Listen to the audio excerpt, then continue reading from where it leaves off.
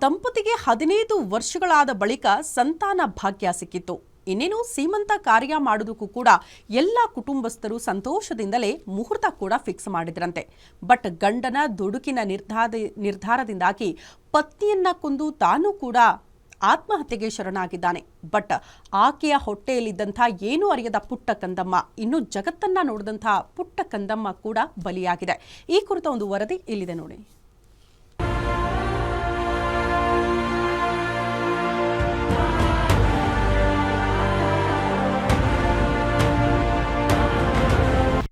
ಕ್ಷುಲ್ಲಕ ಕಾರಣಕ್ಕೆ ಗರ್ಭಿಣಿ ಹೆಂಡತಿ ಕೊಂದ ಪಾಪಿ ಗಂಡ. 15 ವರ್ಷದ ಬಳಿಕ ಸಂತಾನ ಭಾಗ್ಯ ಆದ್ರೂ ಬಿಡದ ವಿಧಿ.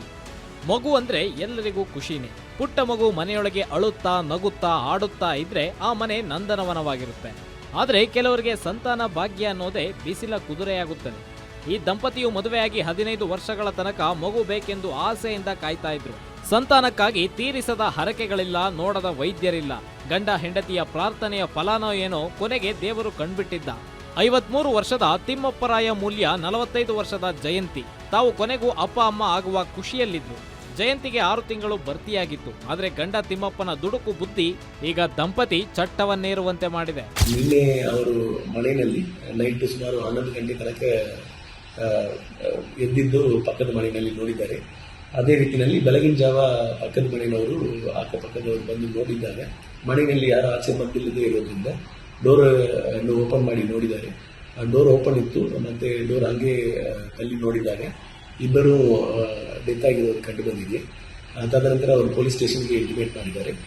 ಪೊಲೀಸ್ ಹೋಗಿ ವೆರಿಫೈ ಮಾಡಿದ್ದಾಗ ದಕ್ಷಿಣ ಕನ್ನಡ ಜಿಲ್ಲೆಯ ಬಂಟ್ವಾಳ ತಾಲೂಕಿನ ನಾವೂರು ಗ್ರಾಮದ ಬಡಗುಂಡಿ ನಿವಾಸಿಗಳಾದ ತಿಮ್ಮಪ್ಪರಾಮ ಮತ್ತು ಜಯಂತಿ ಕ್ಷುಲ್ಲಕ ವಿಚಾರಕ್ಕೆ ತಮ್ಮ ಜೀವನವನ್ನ ಅಂತ್ಯಗೊಳಿಸಿದ್ದಾರೆ. ಮೊನ್ನೆ ರಾತ್ರಿ ತನಕ ಹೆಂಡತಿ ಜೊತೆ ಖುಷಿಯಲ್ಲಿದ್ದ ಗಂಡ ರಾತ್ರಿ ಊಟವಾಗ್ತಿದ್ದಂತೆಯೇ ಹೆಂಡತಿ ಜೊತೆ ಜಗಳಕ್ಕೆ ಬಿದ್ದಿದ್ದಾನೆ. ತಿಮ್ಮಪ್ಪನ ಕೋಪ ಅದೆಷ್ಟರ ಮಟ್ಟಿಗೆ ಇತ್ತು ಅಂದ್ರೆ 6 ತಿಂಗಳ ಗರ್ಭಿಣಿ ಹೆಂಡತಿ ಅಂತನೂ ನೋಡದೆ ಕಪಾಳಕ್ಕೆ ಬಾರಿಸಿದ್ದಾನೆ. ಹೆಂಡತಿ ಕೆಳಗೆ ಬೀಳ್ತಿದ್ದಂತೆಯೇ ಕತ್ತು ಹಿಸುಕಿ ಸಾಯಿಸಿದ್ದಾನೆ. ಒಳ್ಳೇದು ಮನಸ್ಸಿನಲ್ಲಿ ಇದ್ರು, ಏನು ತೊಂದರೆ ಇರಲಿಲ್ಲ ನಾನು ನೋಡುವ ಮಟ್ಟಿಗೆ. ಮತ್ತೆ ಅವರ ಒಳಗಿನ ಗುಟ್ಟು ಏನು ಅಂತ ನನಗೆ ಗೊತ್ತಿಲ್ಲ. ನಿನ್ನೆ ಸಂಜೆ ಅವರು ಎಲ್ಲ ಒಳ್ಳೇದು ಮಾತನಾಡಿದ್ದಾರೆ. ಮತ್ತು ಏನೋ ಪೇಟೆಗೆ ಹೋಗಿದ್ದಾರಂತೆ, ಏನು ಸಾಮಾನೆಲ್ಲ ತಂದಿದ್ದಾರೆ. ಮತ್ತು ಮನೆಗೆ ಇದು ಮಾಂಸ ಎಲ್ಲ ತಂದು ತೊಳೆದು ಪದಾರ್ಥ ಮಾಡ್ತಿದ್ದರು.